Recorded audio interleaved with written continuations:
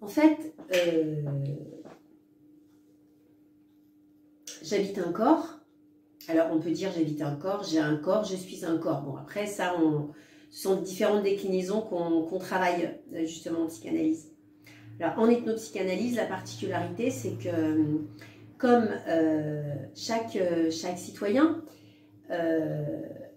a été incarné et a grandi dans différents groupes d'appartenance. Je dis bien différents groupes d'appartenance, même s'il y en a surtout un particulier, mais qui, lui, baigne dans différents groupes d'appartenance. Bon, bien évidemment, je fais référence à la systémie. Je dois prendre en considération, du coup, ce que chacun des groupes d'appartenance, dans lesquels je suis intriquée, dans lesquels mon patient ou mon groupe est intriqué, ont, du coup... permis cette incarnation du coup corporelle, mais cette incarnation aussi sociale, cette incarnation spirituelle, cette incarnation psychique, etc. Et comment toute cette intrication, elle va du coup se faire, s'articuler ou au contraire s'opposer. Et c'est en cela aussi que du coup les concepts jungiens nous aident, en plus de tous les concepts propres à l'ethnopsychanalyse, hein, qui sont en référence à Georges Devreux, qui sont en référence à Rohem, qui sont en référence à Freud aussi l'a initié bien évidemment, mais aussi à Toby Nathan, à Marie-Rose Moreau, enfin en tout cas à François Laplantine, tous ceux qui ont pu théoriser sur l'ethnopsychanalyse, mais aussi sur comment je vais du coup être avec mon corps, et comment je vais du coup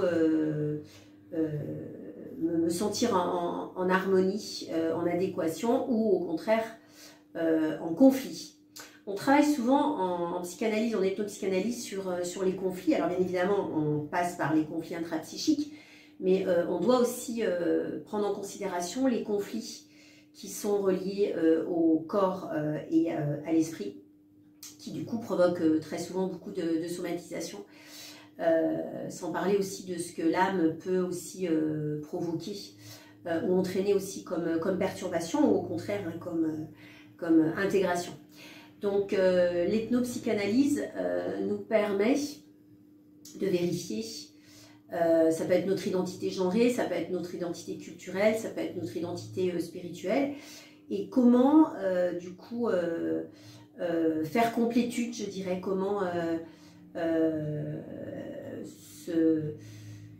se connecter à ce qu'on appelle en psychanalyse la génitalité. La génitalité, cette pulsion génitale, ça veut dire être le plus possible en accord avec soi-même, donc c'est à dire aussi en accord entre psyché et corps et âme. Et il faut tout un travail qui nous permet du coup d'être en accord du coup au niveau corporel, en accord au niveau spirituel, en accord au niveau psychique. Et pour ce faire, il faut bien identifier les différents groupes d'appartenance dans lesquels j'ai baigné, j'ai grandi, qui ont pu soit provoquer des injonctions, provoquer des transgressions, provoquer de l'évolution, provoquer des limites ou au contraire de l'ouverture. Et plus je vais effectivement me connaître sur cette tripartition de l'être, hein, qui est la particularité qui est développée à l'Institut, plus je vais pouvoir effectivement harmoniser. Et m'harmoniser, et en tant que futur psychanalyste ou psychopraticien analytique, il est extrêmement important que je sois le plus possible en équilibre pour pouvoir transmettre aussi du coup cette méthodologie et pouvoir apprendre à m'harmoniser, aider les autres à s'harmoniser sur ces différents niveaux.